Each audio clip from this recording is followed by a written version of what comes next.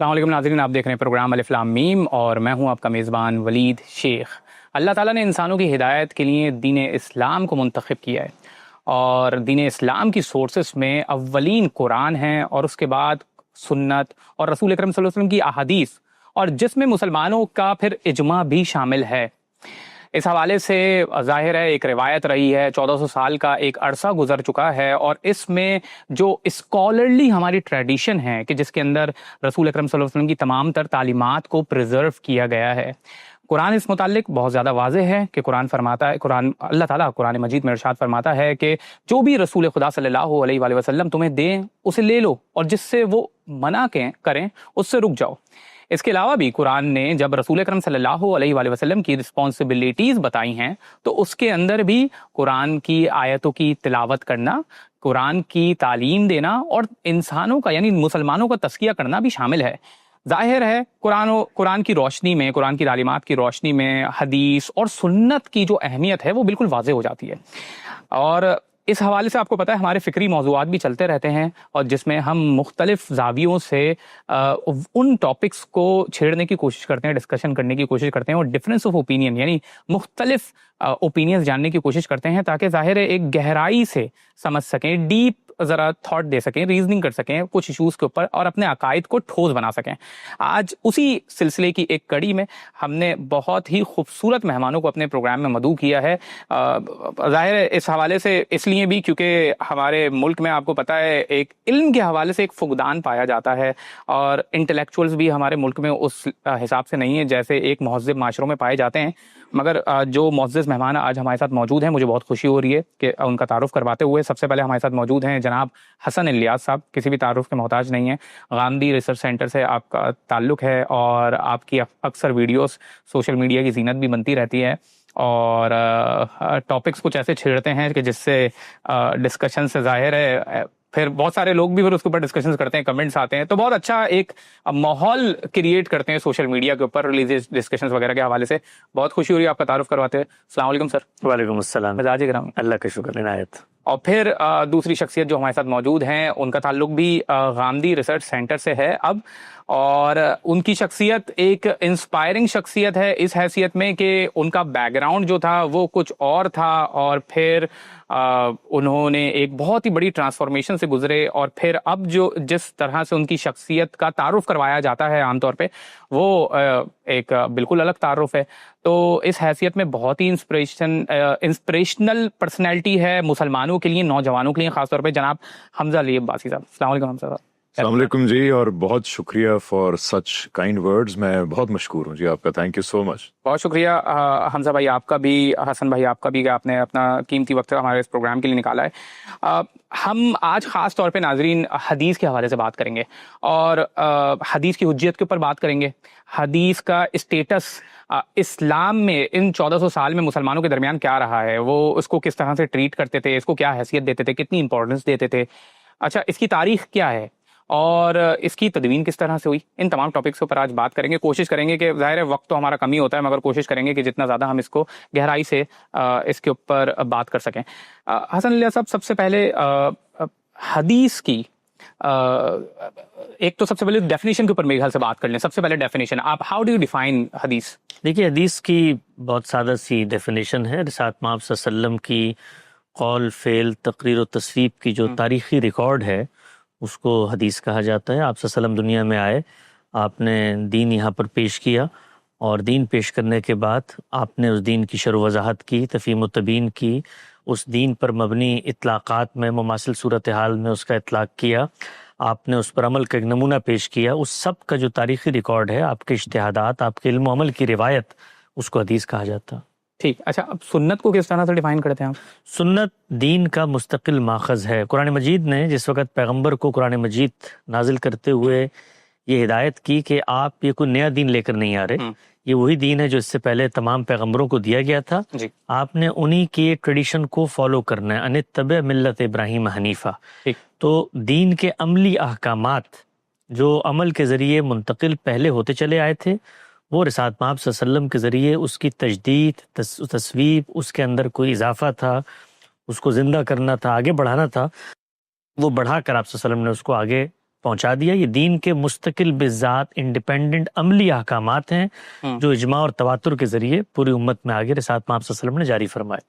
آپ نے اس اپنی رسپانس میں مستقل ماخذ کا لفظ استعمال کیا ہے کہ سنت کے لیے، مگر حدیث کے لیے آپ نے یہ استعمال نہیں کیا. جی، تو اس کی کیا وجہ ہے؟ کیونکہ رسول اکرم صلی اللہ علیہ وسلم جب کچھ کہتے ہیں، کسی چیز کو اپروو کرتے ہیں، کسی کو کسی کام کرنے کا کہتے ہیں، تو ظاہر ہے یہ بھی قرآن کی روشنی میں تو یعنی یہی ہے کہ جس نے رسول کی اطاعت کی اس نے فقط اللہ کی اطاعت کی، یا اللہ کی یعنی ان کی ذمہ داریوں میں سے ایک ہے کہ وہ مسلمانوں کو کی تعلیم دیں گے، تو اس کو مستقل ماخذ کیوں نہیں کہہ رہے؟ جی، میں آپ سے 2-3 منٹ میں کوشش کروں گا مختصراً میں آپ تک آپ کی بات گوش گزار کروں. جو لوگ اس حوالے سے ہمارا تفصیلی نقطہ نظر جاننا چاہتے ہیں، چونکہ مختصر پروگرام ہے، وہ حدیث کیا ہے کہ زیر عنوان جاوید احمد غامدی صاحب کے ساتھ میں نے 22 گھنٹوں پر مشتمل ایک گفتگو کی ہے. اس میں پورا نقطہ نظر، حدیث کی تاریخ، حدیث کیا ہے، خود پیغمبر نے اس کو کیسے دیکھا، صحابہ کیسے دیکھتے، تو اس کو دیکھ سکتے ہیں. لیکن میں خلاصہ اشارات کی صورت میں دیتا ہوں، لوگ میری اس خلاصے کو جو تفصیل ہے اس کی روشنی میں سمجھیں.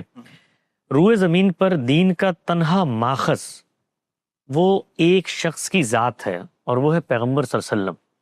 یعنی وہ ہیں جو بتائیں گے مجھے کہ دین کیا ہے. میں کسی چیز سے واقف نہیں ہوں. میری فطرت میں اللہ نے ہدایت ڈالی، نیکی بدی کا شعور ڈالا، میں اختلافات کرتا تھا، اللہ تعالیٰ نے کہا میں نے پیغمبر بھیجے، پیغمبر کے ساتھ کتاب بھیج دی، وہ کتاب میرے فیصلے کرتی ہے. روئے زمین پر دین کا تنہا ماخذ صرف ایک چیز ہے، وہ پیغمبر صلی اللہ علیہ وسلم کی ذات والا صفات. رسول اللہ صلی اللہ علیہ وسلم نے جس وقت آپ دنیا میں مبعوث ہوئے تو ہم تک اللہ کی ہدایت کیسے پہنچائی؟ تو 3 طریقوں سے پہنچائی. ایک، اللہ کے پیغمبر نے قرآن مجید دیا، وہ ہمارے آپ کے درمیان متفق علیہ ہے. دوسری چیز، اللہ کے پیغمبر نے سنت دی. سنت کا مطلب کیا ہے؟ طریقہ. کس چیز کا طریقہ؟ دین کا طریقہ. مثال کے طور پہ قرآن مجید نے کہا نماز پڑھو. اب نماز اس معاشرے کے لیے کوئی غیر معروف چیز نہیں تھی، تمام انبیاء پڑھتے چلے آئے. روزہ رکھو، روزہ خود بتایا کوئی غیر معروف چیز نہیں ہے، تمام انبیاء کرتے چلے آئے. تو پیغمبر صلی اللہ علیہ وسلم نے انہی سنتوں کو جو پچھلے چلی آ رہی تھی ان کے اندر کچھ امینڈمنٹس کی، ترامیم کی. مثال دیتا ہوں میں آپ کو ایک چیز کی، نماز چلی آ رہی تھی، قرآن نازل ہوا، تو اب نماز میں قرآن پڑھنا ہے نا، تو آپ نے اس کو تبدیل کر کے آگے جاری فرما دیا. آپ صلی اللہ علیہ وسلم نے جاری فرمایا. یہ سنت ہے، آپ کی ذات سے اس کا صدور ہوا ہے، اور یہ کسی ایک فرد کو نہیں بتائی. یہ اتنی بڑی تعداد افراد کی تھی جن کو بتائی، کیونکہ دین کا مستقل ماخذ تھا، سب نے نماز پڑھنی ہے. ساتھ وسلم روز نماز پڑھتے تھے. یہ دوسری چیز ہے. تیسری چیز جو پیغمبر صلی اللہ علیہ وسلم سے ہم تک پہنچی ہے، وہ دین پر آپ کے عمل کرنے کا نمونہ ہے، اسوہ حسنہ ہے، شرح و وضاحت ہے، تفہیم و تبیین ہے، آپ کے اجتہادات ہیں، آپ کی سیرت و سوانح ہے. یہ 3 چیزیں آپ صلی اللہ علیہ وسلم سے ملی ہیں. ان تینوں چیزوں کے بارے میں ہمارا جو نقطہ نظر ہے اس کو آج تک بالکل غلط سمجھا جاتا رہا ہے. یعنی لوگ یہ سمجھتے ہیں کہ آپ جس وقت سنت کو حدیث سے الگ کرتے ہیں تو یہ حدیث کا انکار ہو گیا. یہ ہرگز ایسا نہیں ہے. یہ صرف کیٹیگرائزیشن کا فرق ہے. یعنی سنت دین کا مستقل بذات ماخذ ہے. رسالت مآب صلی اللہ علیہ وسلم نے اس کو جاری فرمایا، وہ نسلوں میں جاری ہوا، اجماع اور تواتر سے پہنچا. اس میں کسی ایسی تاریخی روایت کا محتاج نہیں ہوں کہ جہاں سے جا کر میں تحقیق کر کے اخذ کروں گا کہ میرا دین تھا کیا. یہ آپ صلی اللہ علیہ وسلم نے کر دیا، یہ امر واقعی ہے، اس سے کسی کو اختلاف نہیں ہے. ہمارا پورا علمی ذخیرہ اسی کو بیان کرتا ہے. آپ امام شافعی سے لے کے ابن عبد البر کو اٹھائیں، شاطبی سے لے کے شاہ ولی اللہ کو اٹھائیں، سب یہ بتاتے ہیں کہ رسالت مآب صلی اللہ علیہ وسلم نے یہ جو دین کا حصہ ہے سنت کا، اس کو اجماع اور تواتر سے منتقل کیا. اگلا جو سوال ہے جس سے تھوڑا سا عمومی اختلاف نظر آتا ہے، اور حقیقت میں وہ اختلاف بھی نہیں ہے، وہ یہ ہے کہ وہ پھر سنت کی 2 قسمیں کرتے ہیں. وہ کہتے ہیں یہ جو سنت ہے جو آپ بیان کر رہے ہیں، اجماع اور تواتر، اس میں نماز، روزہ، زکوٰۃ، حج سب شامل ہے، یہ ایک قسم ہے سنت کی. یہ جو دوسری چیز ہے تاریخ کی، اس کو کیا کیٹیگرائز کرنا ہے، کیا لیبل دینا ہے، تو وہ کہتے ہیں اس کو سنت کی دوسری قسم بنا لیں. ہم یہ کہتے ہیں کہ جب آپ اس کو سنت کی دوسری قسم بناتے ہیں تو اس سے خلط مبحث پیدا ہوتا ہے، اس لیے کہ وہ اجماع اور تواتر سے آ رہا ہے. یہ لوگ اس کو بیان کر رہے ہیں، اپنی ایما پہ بیان کر رہے ہیں، اس کا اہتمام رسول اللہ نے کیا ہے. یہاں پہ لوگوں کا انیشیٹو ہے کہ میں نے ایک بات سنی، روایت بالمعنی کے اصول پہ لوگوں کو پہنچا دی. یہ اس وجہ سے ہم یہ تقسیم نہیں کر رہے ہوتے کہ یہ حدیث ضمنی ماخذ سے آ گئی، تاریخی ماخذ سے آ گئی، نہیں. یہ علم اور عقل اور صحیح طریقے سے دین کو پیش کرنے کا تقاضا ہے، یہ پریزنٹیشن کا ہے. اس میں پھر ہم یہ بتاتے ہیں کہ یہ جو حدیث ہے یہ رسول اللہ کی تاریخ ہے، یہ روایت بھی قرآن کی شرح و وضاحت پر مبنی ہے، لہٰذا اس میں کوئی الگ دین بیان ہی نہیں ہوا. تو جب اس میں کوئی الگ دین بیان نہیں ہوا تو آپ اس کو اسی طرح سے بیان کریں کہ اللہ کے پیغمبر نے جو مستقل دین تھا اس پر عمل کا نمونہ پیش کیا ہے. اس سے اگلی بات بھی پھر ہم کہتے ہیں، وہ یہ کہتے ہیں کہ خود قرآن مجید نے ہمیں ایک ہدایت کی ہے. یعنی اس کے بارے میں ہمارا رویہ کیا ہوگا؟ قرآن مجید نے ہمیں پابند کر دیا ہے کہ اللہ کا پیغمبر، آپ نے ایک آیت پڑھی، یہاں پر ایک اور آیت ہے اور اس میں اس سے زیادہ تنبیہ اور تحدید ہے. کیا فرمایا؟ فَلَا وَرَبِّكَ لَا يُؤْمِنُونَ حَتَّى يُحَقِّمُوكَ فِي مَا شَجَرَ بَيْنَهُمْ ثُمَّ لَا يَجِدُوا فِي أَنفُسِهِمْ حَرَجًا. جس معاملے میں پیغمبر فیصلہ کر دیں اس میں اگر تم دل میں تنگی محسوس کرتے ہو تو خدا کی قسم تم مومن نہیں ہو. تو اب پیغمبر کا کوئی فیصلہ مجھ تک آ گیا، ظاہری بات ہے پیغمبر میرے سامنے موجود نہیں ہے، آپ آ کر بتاتے ہیں، کوئی دوسرا عالم آ کر بتاتا ہے جی فلاں نے فلاں سے سنا تھا. تو میں پہلا کام کیا کرتا ہوں؟ قرآن میں یہ کام نہیں کرتا، سنت میں یہ کام نہیں کرتا، تحقیق کا، تصدیق کا. چنانچہ ہمارے علم نے وہ کام کیا. کبھی آپ نے سنا کہ ہمارے علماء نے کہا ہو جی قرآن ان راویوں سے آئے، ان پر جر و تعدیل کرتے ہیں؟ نہیں، حدیث میں وہ کام کرتے ہیں. کیوں؟ اس لیے کہ تاریخی نوعیت سے ذخیرہ منتقل ہوا ہے. جب میرا اس پر اطمینان ہو جاتا ہے اور اس میں رسول اللہ کا کوئی فیصلہ نقل ہوا ہے، یہ بھی میں واضح کر دوں کہ رسول اللہ کے فیصلے ہوتے کیوں؟ اس لیے کہ قرآن نے جو ہدایت دی ہے اس کا کوئی عقلی مضمر ہوگا یا کوئی لسانی مضمر ہوگا، شرح و وضاحت اس کو کھول دیتی ہے. شرح و وضاحت ہوتی ہے اس کو لازمن. یہ بالکل ایسے ہی ہے کہ میں ایک شعر کی شرح کروں آپ کے سامنے تو آپ مجھ سے کیا مطالبہ کریں گے؟ بھئی شعر میں بتاؤ یہ کہاں پائی جاتی ہے. تو ہمارے محدثین نے یہی اصول بنایا ہے کہ جو رسول اللہ کی نسبت سے روایت آتی ہے اس کو قرآن و سنت پر مبنی ہونا چاہیے. تو ہم ان تمام روایات کو جو ذخیرہ ہمارے سامنے آیا ہے اس کو ماننا، اس میں رسول اللہ کے جو فیصلے موجود ہیں اس کو ایمان کی بنیاد سمجھتے ہیں، اور ان سے سر منہ انحراف کرنا یہ حدیث سے انحراف نہیں ہے، یہ رسول اللہ صلی اللہ علیہ وسلم اور قرآن مجید سے انحراف ہے. تو خاتمہ میں جملہ بس آپ سے کہہ دوں کہ حجت حدیث کی جو پوری بحث پیدا ہوتی ہے یہ ہمارے نقطہ نظر کو بالکل سرے سے نہ سمجھنے کی وجہ سے پیدا ہوتی ہے. ٹھیک ہے، مصر پریزیڈنٹ کر ہوتے ہیں. ٹھیک ہے. اچھا حسن الیاس صاحب، ظاہر ہے اس کے حوالے سے ایک دو سوالات میرے ذہن میں آ رہے ہیں جو آپ نے رسپانس دیا ہے. ناظرین ایک چھوٹا سا بریک لیتے ہیں، بریک کے بعد ہمارے ساتھ جناب حمزہ علی عباسی صاحب بھی موجود ہیں، ان سے بھی کچھ سوالات مجھے کرنے ہیں. ایک چھوٹا سا بریک کے بعد دوبارہ ضرور.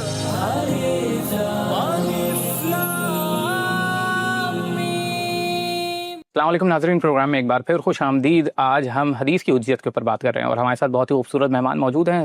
جس طرح سے آپ نے تعارف بھی ان کا سنا اور ظاہر ہے آپ ان کو نیشنل میڈیا کے اوپر اور سوشل میڈیا پہ بھی سنتے رہتے ہیں، وہ اس کی زینت ہیں. ظاہر ہے سوشل میڈیا کی بھی شان ہے. تو حمزہ علی عباسی صاحب ہمارے ساتھ موجود ہیں. سر، جس طرح سے گفتگو ظاہر ہے جناب حسن الیاس صاحب سے ہماری چل رہی ہے، مجھے یہ لگتا ہے ان کا رسپانس سن کر اور جو میں نے اور بھی سنا ہے غامدی صاحب کا بھی حوالے سے اوپینین وغیرہ، کیا ایسا نہیں محسوس ہو رہا؟ کیونکہ جب ہم قرآن و سنت کی بات لیتے ہیں تو یہ تو اسٹیبلش ایک کرائیٹیریا 1400 سال سے چلا ہوا آ رہا ہے اسکالرلی ٹریڈیشن کے اندر کہ حدیث کو تولا جائے گا، پرکھا جائے گا قرآن و سنت سے. یعنی اجماع، یعنی ایک اسٹیبلش جو ٹریڈیشن ہے مسلمانوں کے درمیان وہ تو آلریڈی اسٹیبلش ہے. اگر کوئی حدیث ظاہر ہے اس کے خلاف جاری ہوگی تو وہ اس کے اوپر بھی کوشچن اٹھائیں گے اس حدیث کے اوپر، اور قرآن کے خلاف جاری ہوگی تب بھی کوشچن اٹھائیں گے. تو اس میں اور جو ایک اوپینین جو آپ لوگوں کی طرف سے آتا ہے اس میں پھر کیا ڈفرنس رہا؟ یہ تو پھر لفظی نزاع لگ رہی ہے صرف.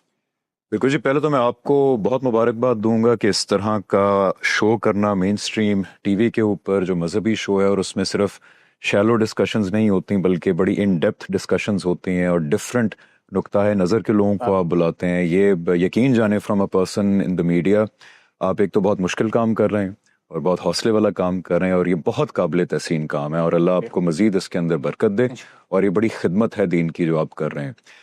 دوسری چیز یہ کہ دیکھیں میں ایک ریپرزینٹ کرتا ہوں مائنڈ سیٹ ایک عام آدمی کا جس نے اپنے دین کے بارے میں علم حاصل کرنے کی کوشش کی. تو لوگوں سے ریکویسٹ یہ ہے کہ وہ جب یہ سنا کرے نا تعبیرات کہ سنت ہے، حدیث ہے، قرآن ہے، اجماع ہے، تو عام آدمی ذرا ڈسکریج ہونا شروع ہو جاتا ہے کہ یار یہ تو میری پہنچ سے کوئی باہر کی باتیں ہیں، تو بہت بڑی باتیں ہیں. میری ریکویسٹ یہ ہے کہ جو بھی عام مسلمان میری بات سن رہا ہے وہ کوشش کرے کہ سوچے کہ میں جس دین پہ عمل کرتا ہوں یا مانتا ہوں یہ دین واقعی اللہ کی طرف سے، میں کیوں مانتا ہوں؟ کیا میں اس لیے تو نہیں مانتا کہ صرف والدین کی طرف سے آ گیا؟ تحقیق کرے. اور میں آپ کو یقین دلاتا ہوں کہ جب آپ تحقیق کریں گے تو آپ کو احساس ہوگا کہ یہ ساری باتیں بہت سمپل ہیں، یہ بہت آسان باتیں ہیں، صرف تھوڑا وقت دینے کی بات ہے، تھوڑی سیریسنس کی بات ہے. یہ کوئی بڑی بڑی کمپلیکیٹڈ باتیں نہیں ہیں. اللہ کا دین بہت آسان ہے. اور دوسرا لیکن ریکویسٹ یہ ہے کہ عام انسان خود اپنی طرف سے تحقیق نہ کرے، کیونکہ دین پہ تحقیق کرنے کے لیے ایک عربی کا ذوق بھی ضروری ہے، عربی ادب کا بھی پتہ ہونا چاہیے، ہسٹری کا بھی، فقہ کا بھی. تو اہل علم کی تحقیقات کو آپ دیکھیں ایک عام آدمی، اور اس میں سے پھر آپ رائے قائم کرنے کی کوشش کریں. تو یہ میری ریکویسٹ ہے ہم لوگوں سے. آپ نے جو اچھا، اب اس رسپانس سے بھی پہلے ظاہر ہے جب یہ بات چل پڑی ہے تو آپ اپنی ٹرانسفارمیشن کے حوالے سے بھی ذرا ایک کمنٹ کرتے چلیں تاکہ یہ کس طرح سے ہوا. ٹھیک ہے کہ یہ ایک شخص جو شوبز سے تعلق رکھتا تھا، ظاہر ہے شوبز والوں کی لائف اسٹائل جو پرسیپشن ہے عام عوام کی وہ بالکل ایک ڈفرینٹ ہوتی ہے. وہ کسی اور دنیا میں رہ رہے ہوتے ہیں، عام عوام ایک الگ، اور خاص طور پہ مذہبی لوگ تو کسی اور ہی دنیا میں رہ رہے ہوتے ہیں. تو یہ اتنی بڑی ٹرانسفارمیشن کیسے ہو گئی؟ آج بھی آپ ماشاءاللہ شوبز میں ہیں. How do you manage this thing? How do you آپ اس کو دونوں کو ایک ساتھ لے کے چل کیسے رہیں؟ دیکھیے جی، ٹرانسفارمیشن تو ایک چھوٹے سے سوال سے شروع ہوئی تھی جو میں نے اپنے ٹین ایج میں پوچھا تھا کہ کانوں میں باتیں پڑتی ہیں کہ مرنے کے بعد کسی قسم کا خدا ہے، قیامت ہے. میرے خاندان والے بھی بتا رہے ہیں، میڈیا بھی بتا رہا ہے. تو یہ اس بات میں کتنی حقیقت ہے، میں خود اس کو جاننا چاہتا ہوں. کیونکہ مرنے کے بعد اگر تو خدا ہے اور قیامت ہے، جنت دوزخ ہے، تو یہ بہت بڑی بات ہے. اس کو پلیز، اس بات کو عام الفاظ میں کہتے ہیں نا، ایزی مت لیں. یہ بہت بڑے پراسپیکٹس. ایک دفعہ زندگی میں سیریسلی انویسٹیگیٹ ضرور کریں کہ ان میں کوئی حقیقت ہے یا نہیں. اس سوال کے پرسوٹ نے مجھے جو ہے وہ پھر ڈفرینٹ ڈائریکشنز میں لے کے گیا. کٹنگ اٹ شارٹ، کچھ عرصہ پہلے 2011-10 کی بات ہے، یہ احساس ہوا کہ واقعی خدا موجود ہے، یہ ساری باتیں ٹھیک ہیں. پھر مذہب سے متعلق بہت سوالات تھے جن کا مجھے جواب جو ہے وہ بہت سارے مین اسٹریم علماء کی طرف سے ملا. ایک بہت بڑے چنک کا جواب مجھے جاوید احمد غامدی صاحب سے ملا. اور بس 2017-16 تک میرے سوالات ختم ہو گئے، جوابات سارے ملتے چلے گئے. اور پھر وہی ہوا جو قرآن میں آتا ہے، اسلمت بربکم، کے پھر آپ کو سرنڈر کرنا پڑتا ہے کہ اچھا بھی اب میرے پاس کوئی سوال بچا نہیں ہے.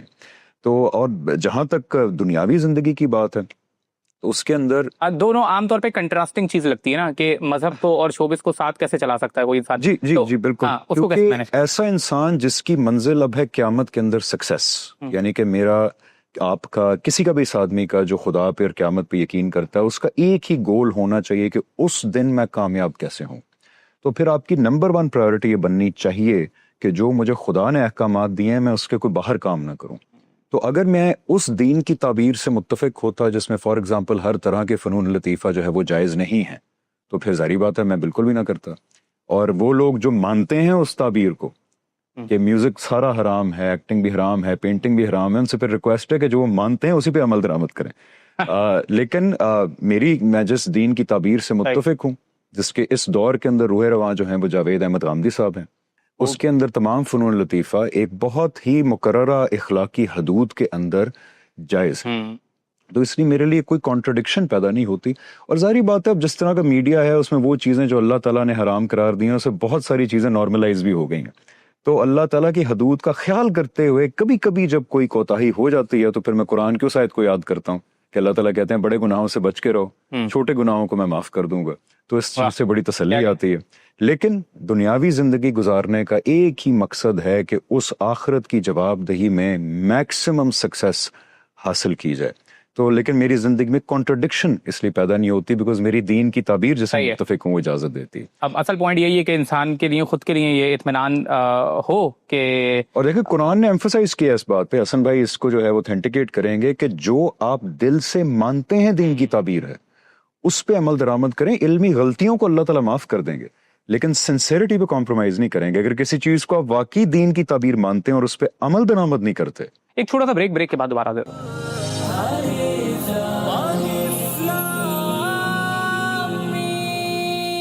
السلام علیکم ناظرین، پروگرام میں ایک بار پھر خوش آمدید. آج ہم حدیث کی حجیت کے اوپر بات کر رہے ہیں اور ہمارے ساتھ بہت ہی خوبصورت مہمان موجود ہیں. حمزہ بھائی، اس حوالے سے ظاہر ہے جو گفتگو حسن الیاس صاحب کر رہے تھے حدیث کے حوالے سے، تو یہ ایک ظاہری طور پہ لگتا ہے کہ یہ تو پہلے سے پیٹرن چلا آ رہا ہے. تو پھر what is the difference? What is the new thing? What is unique about it? اس میں 2 چیزیں میں ایڈ کرنا چاہوں گا. ویسے حسن بھائی نے بہت تفصیلی اس پہ روشنی ڈالی اور باقی جو لوگ دیکھنا چاہیں وہ 23 اعتراضات سیریز دیکھ لیں. جو ڈفرنس ہے نا between this mindset and the other mindset, وہ میرے خیال 2 سمرائز پوائنٹس ہیں. ایک یہ ہے کہ جو حدیث ہے کیا، اس کا کانٹینٹ کیا ہے، اور دوسرا اس کی موڈ آف ٹرانسمیشن کیا ہے. موڈ آف ٹرانسمیشن کے اندر جب یہ کہتے ہیں کہ قرآن، یعنی اگر عام الفاظ میں کہوں تو تھیوری، اور سنت یعنی کہ اس کا پریکٹیکل پارٹ، ٹھیک ہے، وہ آپ صلی اللہ علیہ وسلم نے صحابہ کی ایک پوری جماعت کو ٹرانسفر کیا، یعنی کوئی 4 لوگوں کو نہیں کیا، 10 کو نہیں کیا، تو ماس ٹرانسمیشن کے ذریعے قرآن بھی دے دیا ان کو، سنت بھی دے دی ان کو. اور جو احادیث ہیں وہ ہے ہسٹوریکل ریکارڈ جو ہے انڈیویجول رپورٹنگ پہ بیسڈ. اس لیے دیکھیں اس میں اسناد کی بحث ہوتی ہے، راوی کی بحث ہوتی ہے، کبھی بھی یہ بحث آپ کو قرآن میں نہیں ملتی. تو اس لیے ایک تو موڈ آف ٹرانسمیشن سے یہ بات ثابت ہے کہ جو علم ڈیوائن ہے اور تنقید سے، کرٹیسزم سے اور اسکروٹنی سے ماورا ہے وہ قرآن ہے اور وہ سنت ہے، کیونکہ وہ ایسے ہی ٹرانسمٹ ہوا جیسے ساری اسٹیبلش ہسٹری ٹرانسفر ہوتی ہے. یعنی مجھے آج پتہ ہے الیگزینڈر دا گریٹ ایگزسٹ کرتا تھا، کیوں؟ بیکاز ہزاروں لوگوں نے گواہی دی کہ ہم نے دیکھا ہے اس کو. تو اس لیے حدیث جو ہے وہ آپ صلی اللہ علیہ وسلم کے بارے میں ہسٹوریکل ریکارڈ ہے جو کہ کرٹیسزم سے بھی گزرتا ہے، اسکروٹنی سے بھی گزرتا ہے. دوسری چیز یہ کہ ہمارے ہاں ایک تھوڑا غلط کانسیپٹ بھی پایا جاتا ہے کہ جس کو ہم صحیح حدیث کہتے ہیں شاید وہ تمام تنقید سے ماورا ہے، یعنی اس بارے میں 100% یقین ہے کہ بات آپ صلی اللہ علیہ وسلم نے کہی. میں حیران ہو گیا کہ جو اعلیٰ ترین محدث ہیں وہ یہ بات نہیں مانتے. آپ امام بخاری کو دیکھ لیں کہ انہوں نے کئی ایسی احادیث جو امام مسلم نے لیں اور اس کو صحیح قرار دیا، امام بخاری نے لی.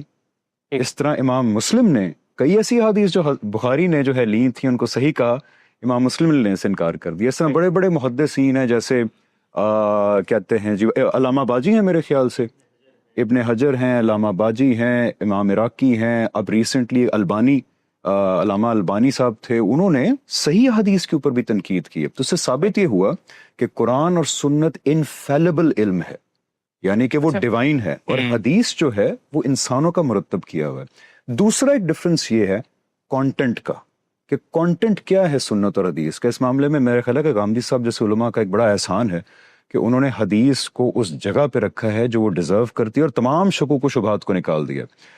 دین پورے کا پورا ہے قرآن اور سنت کے اندر، اس کی امپلیمنٹیشن آپ صلی اللہ علیہ وسلم نے کیسے کی زندگی میں، اس کا کانٹینٹ ہے اس ہسٹوریکل ریکارڈ میں جو انسانوں کا مرتب کیا ہوا ہے جو حدیث ہے.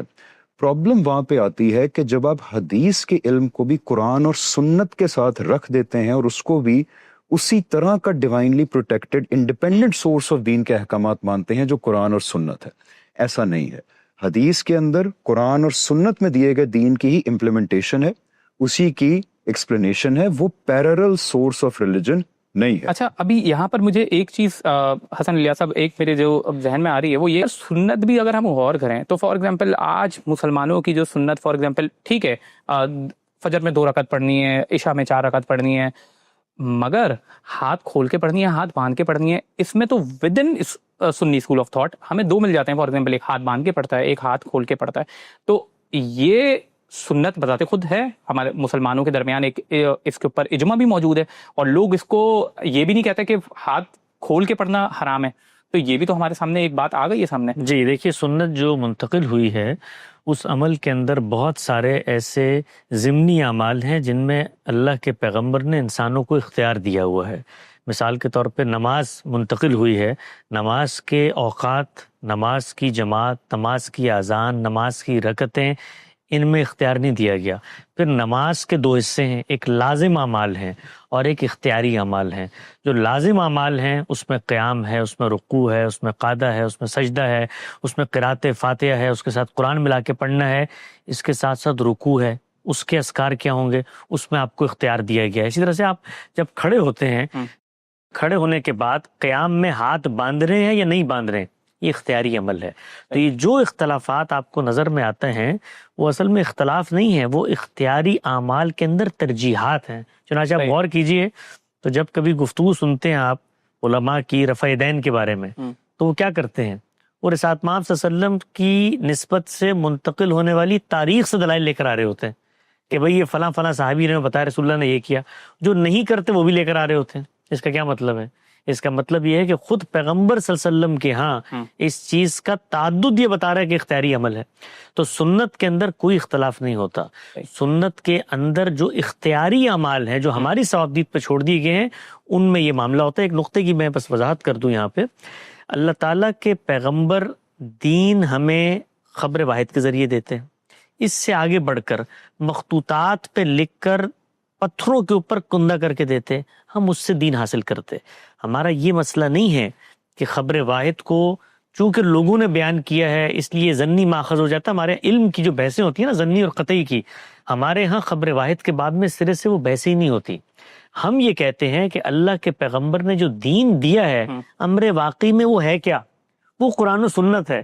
یہ جو روایات ہیں یہ لوگ اپنی ثوابدید پر بیان کر رہے ہیں. رسول نے ایسا کچھ نہیں کروایا. یہ رسول نے اگر کروایا ہو تو آپ بتائیے کہ رسالت مآب صلی اللہ علیہ وسلم نے اس سے بالکل مختلف عمل کیا. ہم نے ان تمام روایتوں پہ کام کیا ہے. خود صحابہ کرام نے اس سے مختلف عمل کیا. آپ کو حیرانی ہوگی یہ سن کے ابھی لوگ اس پر تحقیق کریں. وہ تمام دلائل ہم نے اعتراضات سیریز میں رکھ دیے. خود رسول اللہ نے زندگی کے ایک بڑے موقع پر منع فرمایا کہ میرے اقوال کو مت لکھو، اس لیے کہ اس موقع پر اختلاط کا امکان تھا. سیدنا ابوبکر کے پاس جو نسخہ تھا وہ آپ سے جب مانگا گیا آپ نے اس کو تلف کرنے کا، وہ یہ جانتے تھے کہ اصل دین محفوظ ہے، یہ تاریخی ذخیرہ ہے، اس کے اندر رسول اللہ کا علم ہے، علم کی بنیاد ہے، اس کے اندر جو احکامات ہیں ان کو ماننا ہم پر لازم ہے. لیکن اس کے بارے میں یہ حقیقت ناقابل تردید ہے کہ اللہ کے پیغمبر نے جس طریقے سے قرآن و سنت کو آگے بڑھایا یہ طریقہ یہاں اختیار نہیں کیا. اچھا، کیونکہ پورے مسلمانوں کا 1400 سال سے اس بات کے اوپر اجماع ہے، ان کا عمل موجود ہے، پورے مسلمانوں کا اس حوالے سے یہ اوپینین ہے کہ حدیث حجیت رکھتا ہے، تو اس میں تو مجھے کوئی اختلاف نہیں، اس میں تو مجھے کوئی اختلاف ہی نہیں. ہاں مگر یعنی میں نے تو اس سے آگے بڑھ کے بات کی ہے. یہ جو آپ مجھے بتا رہے ہیں 1400 سال سے اتفاق ہے، میں تو اس سے آگے بڑھ کے بات کر رہا ہوں. میں یہ کہہ رہا ہوں بلکہ آپ کو حیرانی ہوگی یہ بات سن کے کہ وہ علم کہتا ہے کہ یہ ضمنی ماخذ ہے، اس میں صحیح اور غلط کا امکان موجود ہے. اس کی بنیاد پر آپ کسی شخص کے اس کو سنت کی جب دوسری قسم قرار دیتے ہیں تو وہ بتاتے ہیں کہ جو پہلی قسم ہے اس کا اگر آپ انکار کرتے ہیں تو آپ دائرہ اسلام سے خارج ہو جاتے ہیں. ہم تو اس سے آگے بڑھ کے بات کر رہے ہیں کہ یہ جو پیغمبر کے ارشادات ہیں، حجیت کی بحث تو بہت پیچھے رہ جاتی ہے. ان کے آگے سر تسلیم خم اگر آپ نے نہیں کیا تو آپ کا ایمان ہی نہیں پایا جاتا. یعنی مجھ تک رسول اللہ کی اگر کوئی بات پہنچ گئی اور میں نے اس کو مانتے ہوئے کہ یہ رسول اللہ کی بات تھی، تحقیق کے مراحل سے گزار کے انکار کر دیا، میں رسول اللہ کے فیصلے کو نہیں مان رہا. قرآن مجید نے کہا، ایک مثال دیتا ہوں، مثال بڑا اچھا کام کرتی ہے. قرآن مجید نے کہا کہ دو بہنوں کو نکاح میں جمع نہ کرو. رسالت مآب صلی اللہ علیہ وسلم نے قرآن کے اسی اصول پر مبنی ایک تفہیم کی ہے. انہوں نے کہا اسی طرح سے خالہ، بھتیجی، چچی، بھانجی کو بھی جمع نہیں کر سکتے. اب یہ فیصلہ اگر مجھ تک پہنچ گیا رسول اللہ کا اور میں اس کو ماننے سے انکار کرتا ہوں تو میں مسلمان نہیں ہو سکتا.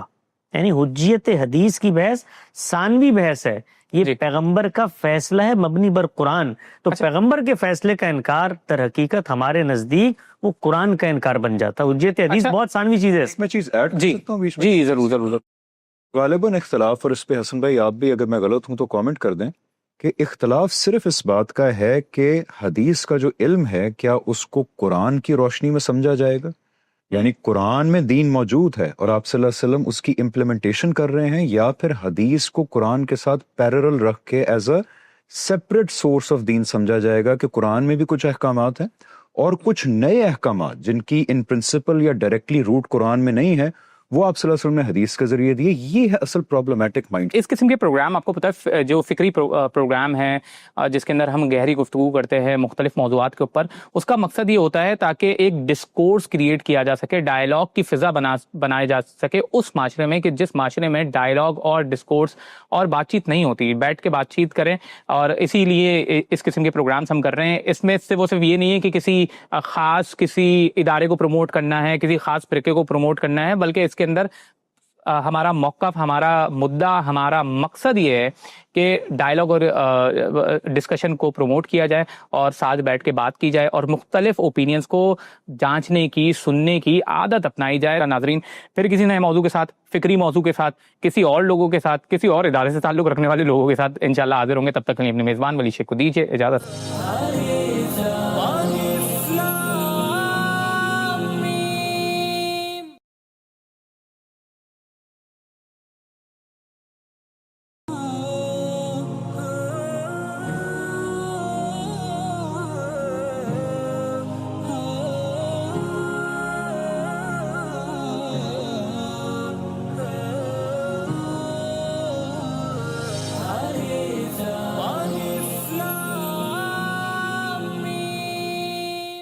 السلام علیکم ناظرین، آپ دیکھ رہے ہیں پروگرام الف لام میم اور میں ہوں آپ کا میزبان ولید شیخ.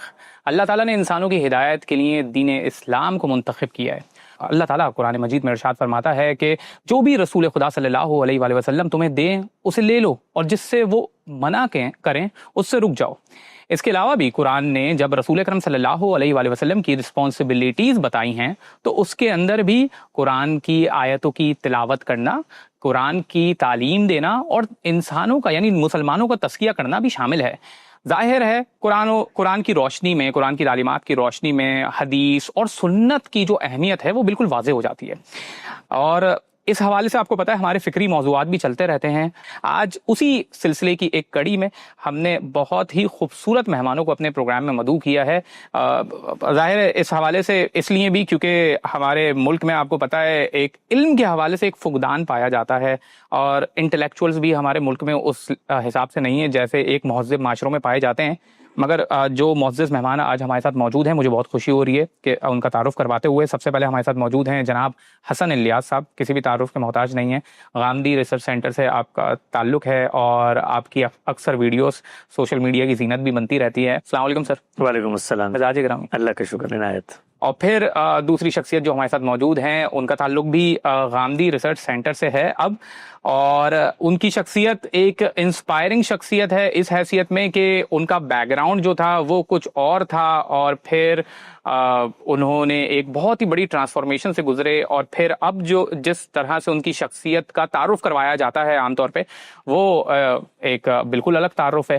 تو اس حیثیت میں بہت ہی انسپریشنل پرسنالٹی ہے مسلمانوں کے لیے، نوجوانوں کے لیے خاص طور پہ، جناب حمزہ علی عباسی صاحب۔ السلام علیکم حمزہ صاحب۔ السلام علیکم جی، اور بہت شکریہ فار سچ کائنڈ ورڈز، میں بہت مشکور ہوں جی آپ کا، تھینک یو سو مچ۔ بہت شکریہ حمزہ بھائی آپ کا بھی، حسن بھائی آپ کا بھی، کہ آپ نے اپنا قیمتی وقت ہمارے اس پروگرام کے لیے نکالا ہے۔ میں کیونکہ غامدی صاحب کا ایک اسٹیٹمنٹ ہے جو غامدی صاحب کی ویب سائٹ کے اوپر ہی تھا، خاص طور پہ حدیث کی حجیت کے حوالے سے جو انہوں نے کہا ہے، تو وہ میں نے اس حوالے سے تاکہ رکھ لیا تھا تاکہ اور مزید کلیئرٹی ہو جائے۔ اب یہ انگلش میں narratives which record the words deeds, کہاں سے پڑھ رہے ہیں آپ اس کو؟ یہ غامدی.com، اور آرٹیکلز، حدیث، انٹرویو میں انہوں نے سوال پوچھا گیا اس کے اوپر جواب دیا۔ صحیح۔ تو انہوں نے کہا ہے کہ آئی ہیو ریٹن، کہ اب وہ کوٹ، narratives which record the words, deeds or tacit approvals of the prophet, generally called hadith, cannot add anything to the beliefs and practices of religion۔ جی ہاں، بالکل ٹھیک، یہ وہی بات ہے جو میں آپ سے کر رہا ہوں۔ بالکل ٹھیک بات ہے۔ ہاں جی، اس کے اندر ایک اور چیز پھر یہ آگے کہتے ہیں، this is because it is an irrefutable reality about these narratives that the prophet never made any arrangement to their dissemination or preservation۔ جی دو دعوے ہیں یہ، اب یہ دو دعوے ہیں۔ اب اس دعوے کے حوالے سے میں ایک جو آپ نے بھی کیونکہ گفتگو میں کی ہے، اب میرے سامنے ایک حدیث بخاری سے جو میں نے دیکھی پھر تحقیق کر رہا تھا اس حوالے سے تاکہ ظاہر بہتر انداز میں گفتگو ہو سکے۔ یہ حضرت علی سے روایت ہے، جی بخاری میں روایت ہے، صحیح بخاری کی جو حدیث نمبر 3112 اور 3111۔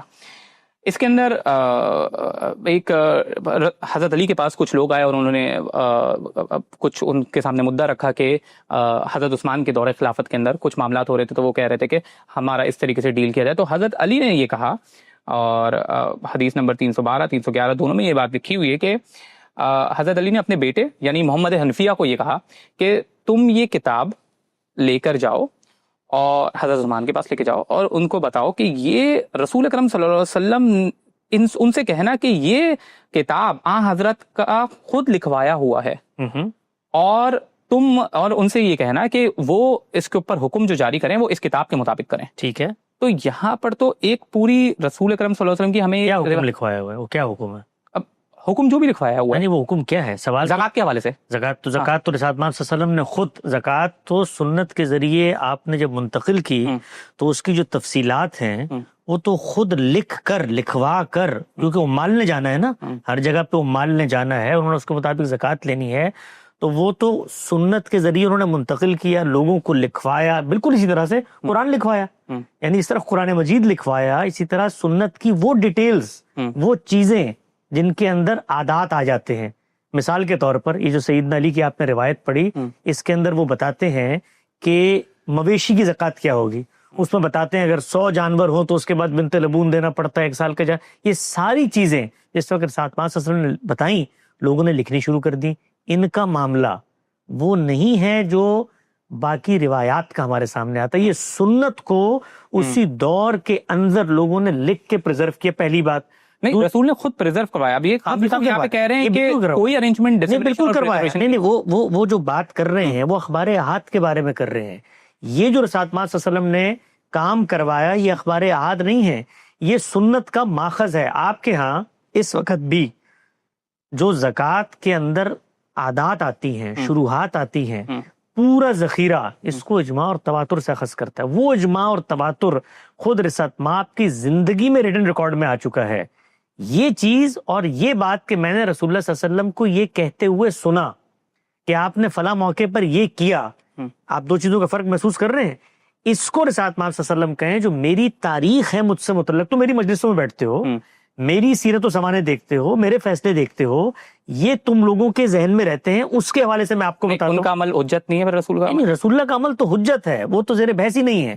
تو پھر وہی تو ریکارڈ ہو رہا ہے۔ نہیں، بحث کیا ہو رہی ہے؟ بحث یہ ہو رہی ہے کہ وہ ریکارڈ کرنے کا عمل رسالت مآب صلی اللہ علیہ وسلم دین کے ایک انڈیپینڈنٹ سورس کی حیثیت سے اپنی زندگی میں اپنے اہتمام میں کروا رہے ہیں۔ اگر اس سے فرق کیا واقع ہوتا ہے؟ فرق یہ واقع ہوتا ہے، نہیں یہ کروایا ہے نا، یہ نہیں، یہ جو بات کروائی ہے یہ رسالت مآب صلی اللہ علیہ وسلم کی زندگی کا ہسٹوریکل ریکارڈ نہیں ہے، یہ سنت کی تفصیل ہے، وہ سنت جو اجماع اور تواتر سے جاری ہے۔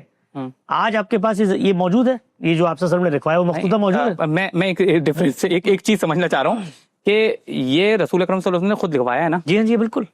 تو یہ سنت یعنی یہ حضرت علی نے لوگوں کو دیکھ کے یا رسول کو دیکھ کے نہیں لکھا؟ ہاں، خود بلکہ انہوں نے خود لکھوایا ہے۔ بالکل۔ یہ تو حدیث ہیں؟ نہیں، یہ حدیث نہیں ہے نا، اور اس کے علاوہ یہ بھی ہے حدیث نہیں ہے نا، یہ سنت کی تفصیل ہے۔ حدیث جو ہے یہ سنت کی تفصیل ہے۔ آپ صلی اللہ علیہ وسلم نے، آپ صلی اللہ علیہ وسلم کو کس نے بتایا؟ یہ اللہ تعالیٰ نے بتایا کہ بھئی ان شروحات کی بنیاد پر آپ نے لوگوں سے زکوٰۃ وصول کرنی ہے۔ اس چیز کو آپ صلی اللہ علیہ وسلم نے بیان کیا، اس کو ایک صحابی نے لکھ لیا۔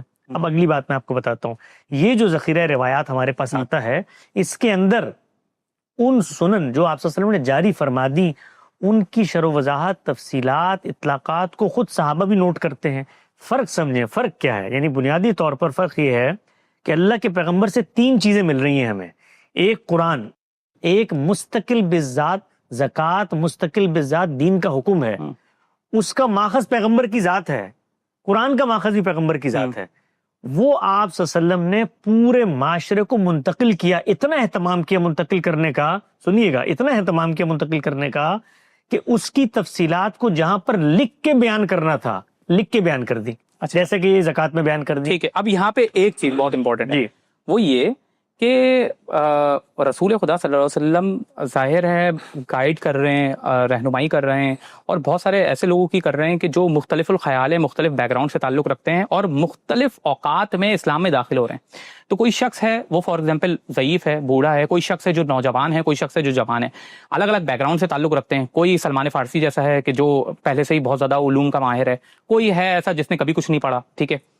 اب بات یہاں پر یہ ہوتی ہے کہ جب میں نے یہ روایت آپ کے سامنے پیش کی حضرت عثمان اور حضرت علی یعنی ان کو ریکمینڈ کریں، ایک سوال پوچھتا ہوں آپ سے، ان دونوں کا ڈفرنس آف اوپینین آ گیا۔ چھوٹا سوال پوچھتا ہوں، اللہ کے پیغمبر اس کا خود اہتمام کر رہے ہیں، آپ کو ایک روایت پڑھ کے پیش کرنے کی ضرورت کیوں پیش آئی؟ آپ کو بیان کرنا چاہیے تھا کہ یہ جو پورا ذخیرہ حدیث ہمارے پاس 26,000 روایات مسند احمد میں ہیں، رسول اللہ صلی اللہ علیہ وسلم نے وہ بھی سب لکھوائی تھیں، وہ کیوں نہیں پیش کیا آپ نے؟ نہیں، وہ ایسا نہیں ہے نا، کیوں نہیں ہے؟ کیا مطلب اس کا یہ ہے کہ آپ نے دین کا ایک حصہ وہ لکھ کے بیان کر دیا اور باقی حصہ جو آپ کی ذمہ داری تھی، جو آپ لکھ کے بیان کر رہے تھے، جس کی حفاظت کا ذمہ آپ کے سپرد تھا، اس سب کو آپ نے چھوڑ دیا؟ یعنی 90-95% دین کا حصہ وہ محدثین آئے، انہوں نے جمع و تدوین کی، اس کے بعد کتابیں بنی اور وہ آج ہمارے سامنے آ رہی ہیں۔ تو یہی غلط فہمی پیدا ہوتی ہے۔ میں اس کو بڑی دیانتداری سے آپ سے عرض کرنا چاہتا ہوں۔ ایک چیز کے بعد بس کریے گا، میں کیونکہ یہ کلیریفائی، کیونکہ دیکھیں یہاں پر حضرت علی اور حضرت عثمان کا ہمیں ایک ظاہری طور پہ ایک ڈفرینس آف اوپینین، ظاہر ہے اصحاب میں ڈفرینس آف اوپینین پائے جاتے تھے، تو ہمیں ایک ڈفرینس آف اوپینین مل رہا ہے۔ تو سوال یہاں پہ یہ پیدا ہوتا ہے کہ which one to pick, which one to choose from. یہ کیسے پتہ چلے گا؟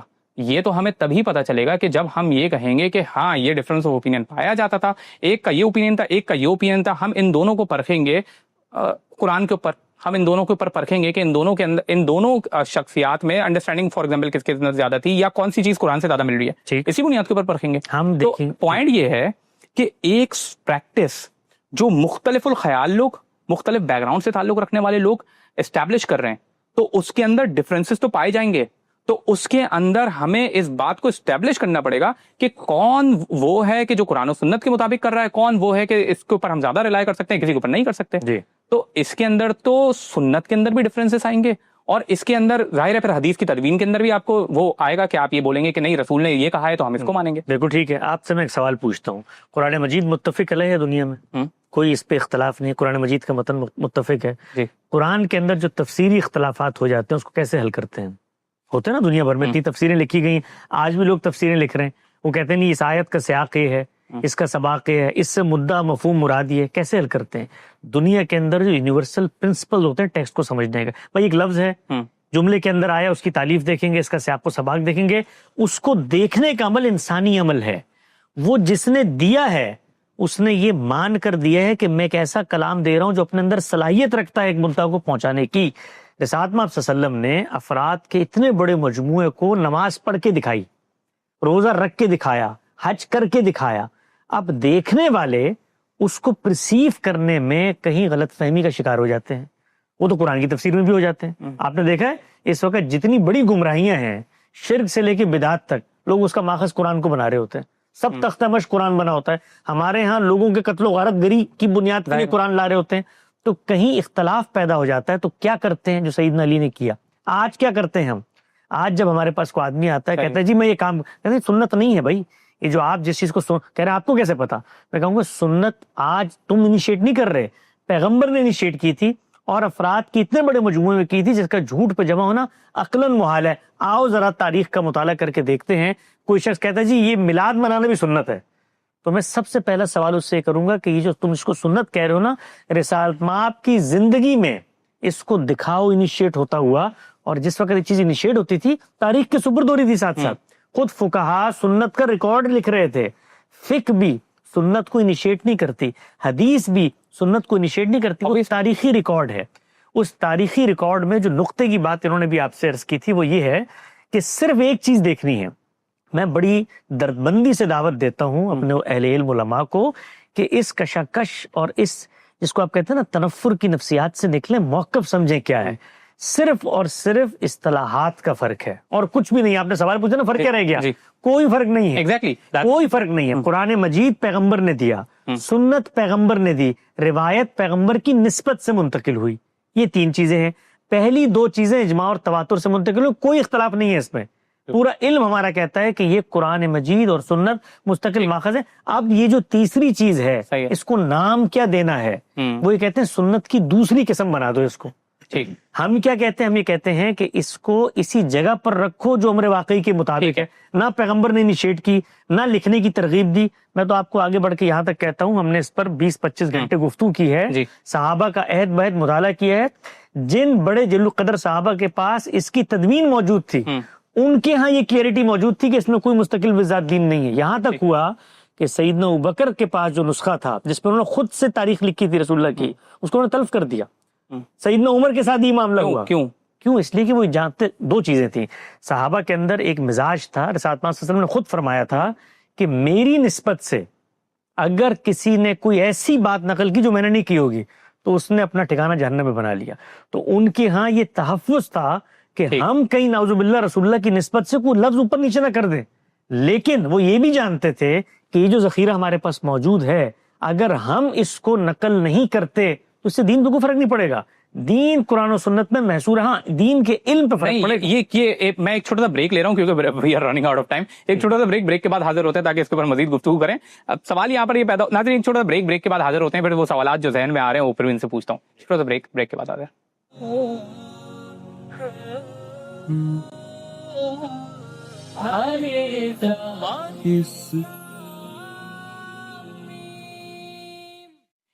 السلام علیکم ناظرین, پروگرام میں ایک بار پھر خوش آمدید. ہمارے ساتھ ملک کے نامور فلم اسٹار اور ڈرامہ اسٹار اور کسی بھی تعارف کے محتاج نہیں ہے جناب حمزہ علی عباسی صاحب موجود ہیں. حمزہ بھائی, سب سے پہلے ظاہر ہے اس حوالے سے مسکنسیپشنز پائی جاتی ہیں, لوگوں کے مختلف نظریات ہیں, لوگ کچھ سنتے ہیں ویڈیو, اب تو سوشل میڈیا کا زمانہ ہے تو ویڈیو کا چھوٹا سا کلپ آپ نے کاٹا وہ لگا دیا اور بالکل ہی مس ریپرزینٹ کر دیا گیا آپ کو. تو کیا حدیث کو اگر کوئی نہیں مانتا, حدیث کی حجیت کا انکار کرتا ہے, تو وہ آپ کی نظر میں مسلمان ہے؟ دیکھیں جی, ہو ہی نہیں سکتا. یہ بات کیسے ممکن ہے کہ میرے تک ایک بات پہنچے اور میری اس بات پہ یا کوئی علمی شخصیت ہو اس کی اس بات پہ اطمینان ہو جائے کہ غالب امکان یہ ہے کہ آپ صلی اللہ علیہ وسلم نے یہ بات کہی ہے، تو اس کا انکار کیسے کیا جا سکتا ہے؟ ٹھیک ہے، وہ تو مسلمان ہی نہیں۔ اس میں ایک چیز میں ایڈ کر دوں جو آپ نے بڑی اچھی، اگر مجھے 2 منٹ آپ دیں، ضرور، کہ آپ نے زکوٰۃ والی بات کی، دیکھیں اس میں سمرائز اگر کریں تو آپ صلی اللہ علیہ وسلم نے قرآن کو بھی ایسے ہی ٹرانسفر کیا، یعنی قرآن صحابہ کو سنایا، یاد کرنے والوں نے یاد کر لیا، لکھنے والوں نے اس کو لکھ لیا۔ اس کے بعد جو سنت کے معاملات بھی ہیں وہ بھی آپ صلی اللہ علیہ وسلم نے ایسے کی کہ صحابہ کی ایک بڑی جماعت کو ایکشن میں ٹرانسفر کیا، کر کے دکھایا، کوئی چیز لکھوانی تھی اس کو خود اپنی نگرانی کے اندر لکھوایا۔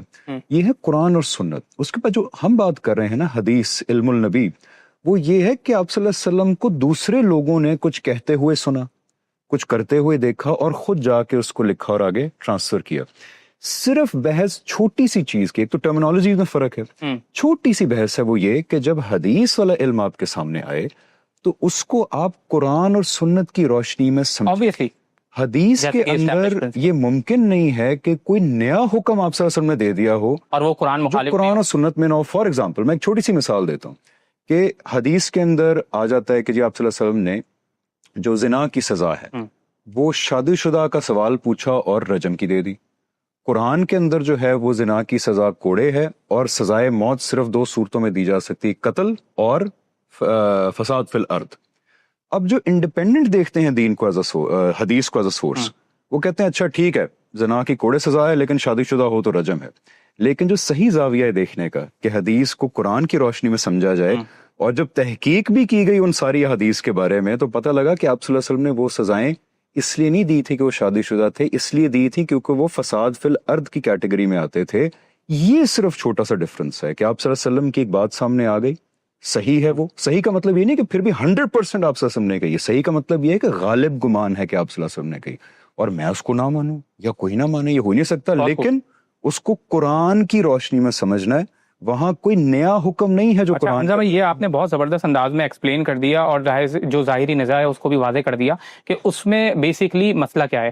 اب ہم اس ٹرمینالوجیز کی بجائے اس حقیقت کی طرف جاتے ہیں کہ جو قرآن سے ہمیں واضح طور پہ دیکھنے کو ملتا ہے، اور جو ظاہر ہے ہماری اگر ٹرمینالوجی سے آگے بڑھ کے ہم اس کانٹیکس یا اس ایکسپلینیشن کے اوپر بات کریں گے تو وہ اور مزید واضح ہو جائے گی کہ رسول اکرم صلی اللہ علیہ وسلم کا عمل، انہوں نے کچھ کہا، انہوں نے کچھ کیا، کسی چیز کو اپروو کیا، کیا یہ بذات خود یعنی رسول اکرم صلی اللہ علیہ وسلم کا عمل اور آپ کا کچھ کہنا، کچھ کرنا ہمارے لیے حجت ہے یا نہیں ہے؟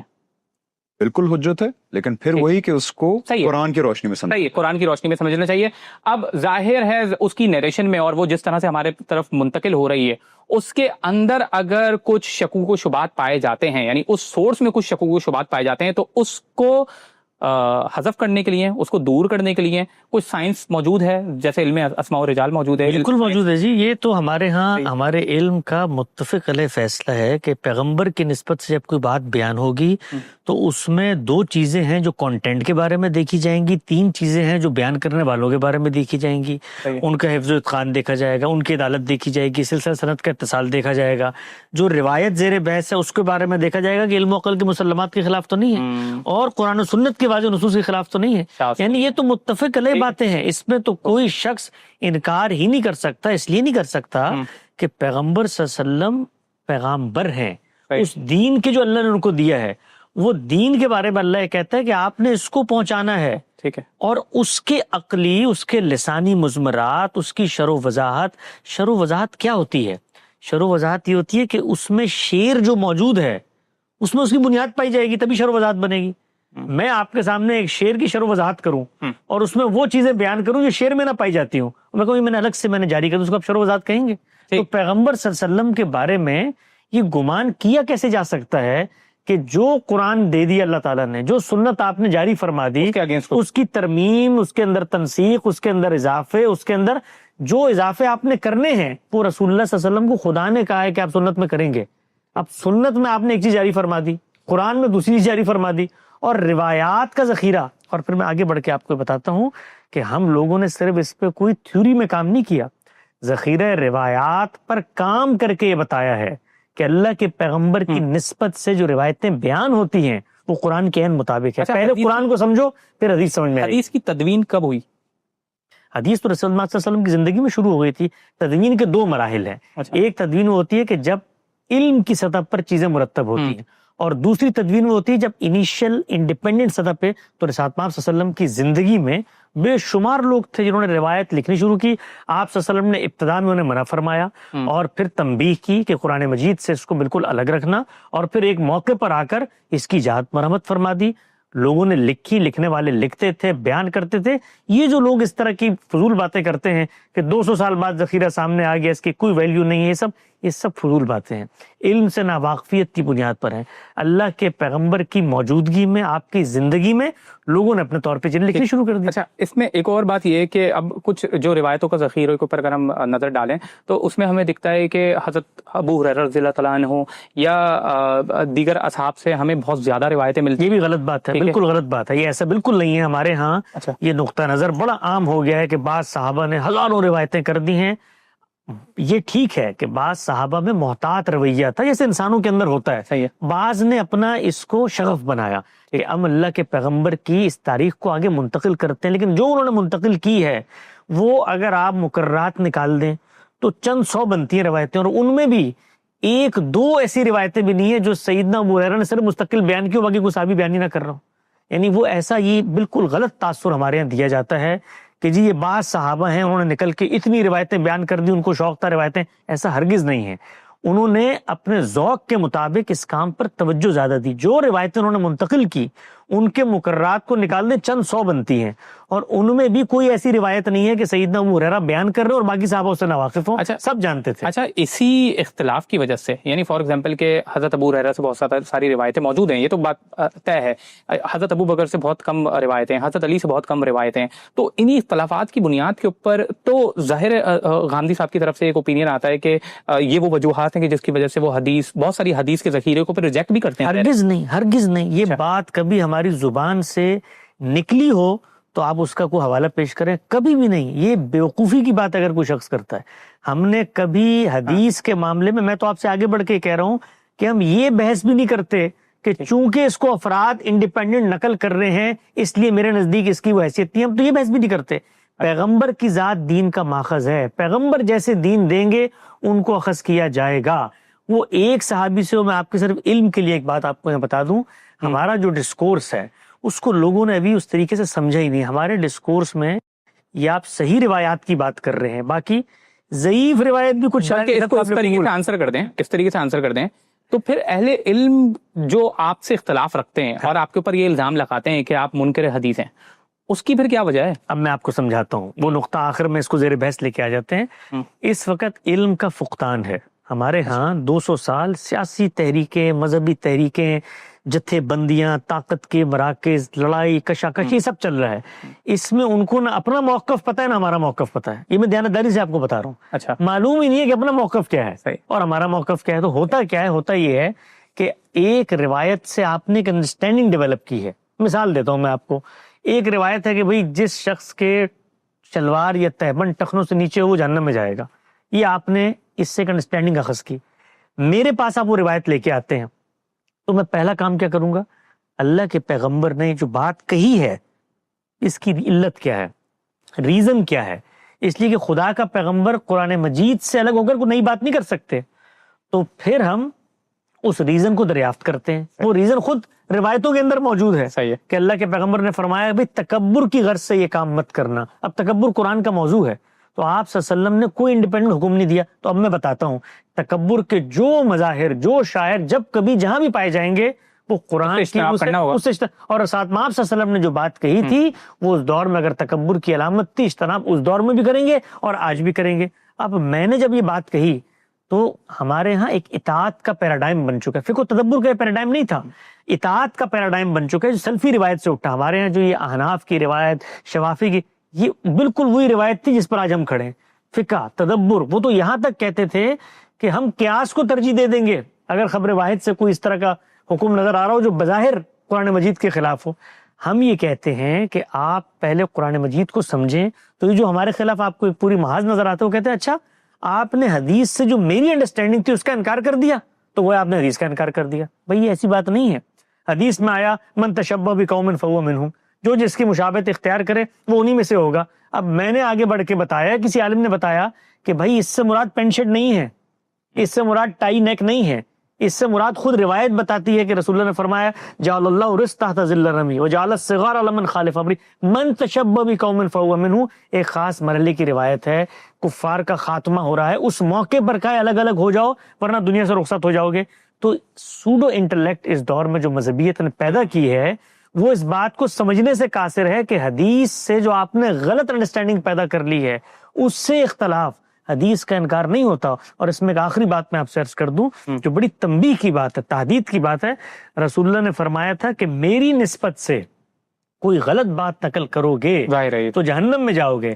یہاں یہ باتیں سامنے آ گئیں، جس بات پر اللہ کے پیغمبر نے یہ نہیں ذمہ داری لی کہ تم جو کہو گے وہ میری بات ہوگی، میں تمہیں تنبیہ کر رہا ہوں کہ اس میں احتیاط رکھنا، اس سے ایک نقطہ نظر اخذ کر کے جو تقدیس رسول اللہ نے اپنی بات کو نہیں دی، آپ نے اپنے فہم کو دے دی ہے. اور اس سے جب اختلاف کرتے ہیں تو آپ لوگوں کے بارے میں اس طرح کے فتوے صادر کرتے ہیں. تو حدیث کے بارے میں ہمارا جو نقطہ نظر ہے وہ نقطہ نظر بالکل واضح ہے. رسول اللہ کی نسبت سے جو بات آئے گی اس کو میں علم عقل کے مسلمات کی روشنی میں پرکھوں گا کہ آپ کی نسبت ثابت ہے. جب ثابت ہو جائے گی تو وہ اصل دین کی شرح و وضاحت. ہم نے بھی ایک کتاب پر کام کیا، آپ سوال پوچھنا چاہتے ہیں تو پوچھ لیں. ایک چھوٹا سا بریک کے بعد دوبارہ حاضر.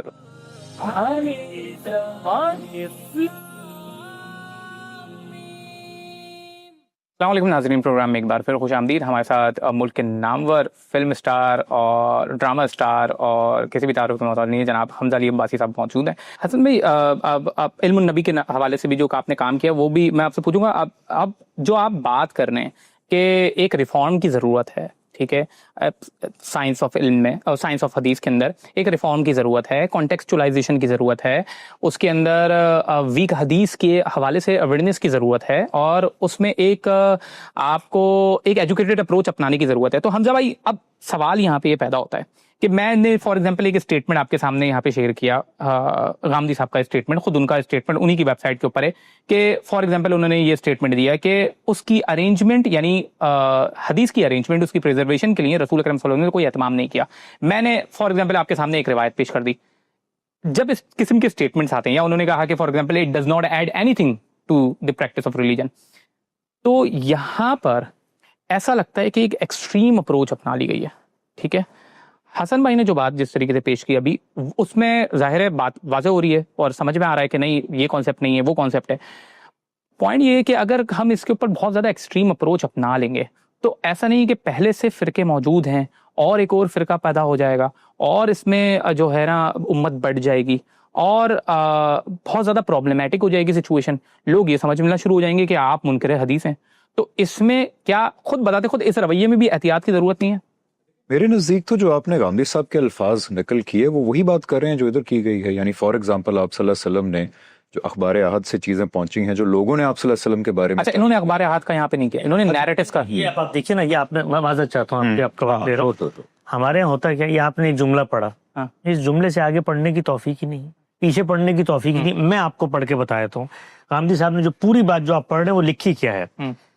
رسول اللہ صلی اللہ علیہ وسلم کے قول و فعل اور تقریر و تصویب کے اخبار احاد جنہیں بالعموم حدیث کہا جاتا ہے، ان کے بارے میں یہ حقیقت ناقابل تردید ہے کہ ان کی تبلیغ و حفاظت کے لیے آپ نے کبھی کوئی اہتمام نہیں کیا، بلکہ سننے اور دیکھنے والوں کے لیے چھوڑ دیا کہ چاہیں تو انہیں آگے پہنچائیں اور چاہیں تو نہ پہنچائیں. اس لیے دین میں ان سے کسی عقیدے و عمل کا اضافہ نہیں ہوتا. یہ ہوگی بات. اس کے بعد آگے پڑھیں. دین سے متعلق جو چیزیں ان میں آتی ہیں وہ در حقیقت قرآن و سنت میں محصور اسی دین کی تفہیم و تبیین اور اس پر عمل کے لیے نبی صلی اللہ علیہ وسلم کے اسوے کا بیان ہے. حدیث کا دائرہ اس معاملے میں یہی ہے. چنانچہ دین کی حیثیت سے اس دائرے سے باہر کوئی چیز نہ حدیث ہو سکتی ہے اور نہ محض حدیث کی بنیاد پر قبول کی جا سکتی ہے. اس دائرے کے اندر، یہ جملہ سنیے گا، البتہ اس کی حجت ہر اس شخص پر قائم ہو جاتی ہے جو اس کی صحت پر مطمئن ہو جانے کے بعد رسول اللہ صلی اللہ علیہ وسلم کے قول و فعل یا تقریر و تصویب کی حیثیت سے اسے قبول کر لیتا ہے. اس سے انحراف، حجیت حدیث کی آپ نے، اس سے انحراف پھر اس کے لیے جائز نہیں رہتا، بلکہ ضروری ہو جاتا ہے کہ آپ کا کوئی حکم یا فیصلہ اگر اس میں بیان کیا گیا ہے تو اس کے سامنے سر تسلیم خم کر دے. اور یہ ہم کس بنیاد پہ کہتے ہیں؟ یہ حدیث سے عقیدت اور رسول اللہ کی نسبت نہیں، قرآن کی بنیاد پہ کہتے ہیں فلا وربک لا یؤمنون حتی یحکموک فیما شجر بینہم۔ اب آپ دیکھیے کہ یہاں سے ہمارے یہاں علم میں کیا ہوتا ہے۔ میں نے بڑے بڑے علماء کو دیکھا اس موضوع پہ گفتگو کرتے ہوئے، یہ جملہ اٹھایا کہ جی حدیث سے تو دین میں کسی عقید و عمل کا اضافہ نہیں ہوتا، غامدی صاحب نے انکار حدیث کر دیا۔ او بھائی جملہ اگر کہیں موجود ہے تو اس سے آگے پیچھے بھی کچھ ہے کہ نہیں ہے؟ تو بیان کیا انہوں نے تو یہ بیان کیا کہ حدیث میں جو کچھ ہے وہ دین ہے، یعنی یہ بیان کیا کہ دین سے باہر کوئی چیز نہیں ہے، کسی اضافہ نہیں کیا، کوئی کمی نہیں کی، کوئی نئی چیز نہیں ہے، یہ اصل دین اس میں بیان ہوا ہے۔ تو جب اصل دین بیان ہوا ہے تو اس کا انکار تو اصل دین کا انکار ہو جائے گا نا۔ تو میں آخر میں دیانتداری سے، آپ ان سے آخری کمنٹ لے لیجیے گا، دیانتداری سے عرض کرتا ہوں، یہ وقت آ گیا ہے کہ اب علماء کرام کو اس خفت کا اندازہ ہو رہا ہے کہ یہ جو کچھ غلط مواقف ہم پیش کرتے چلے آئے ہیں، ہم نے غامدی صاحب کی کتاب میزان ہے، اس میں 1400 سے زائد روایات کو اسی پلیسمنٹ سے انہوں نے بیان کیا ہے۔ ہم نے پچھلے 10 سال غامدی صاحب کی عمر کا آخری پروجیکٹ ہے حدیث پروجیکٹ، اس میں کام کیا ہے، 30,000 سے زیادہ روایات پر کام کیا ہے، اور کسی ایک روایت کو علماء کے وہ رد ہو جاتی ہیں، بہت ساری روایات سمجھ میں نہیں آتی، کیوں؟ کیونکہ آپ اس کو قرآن کی انڈرسٹینڈنگ کے تحت نہیں سمجھ رہے ہوتے۔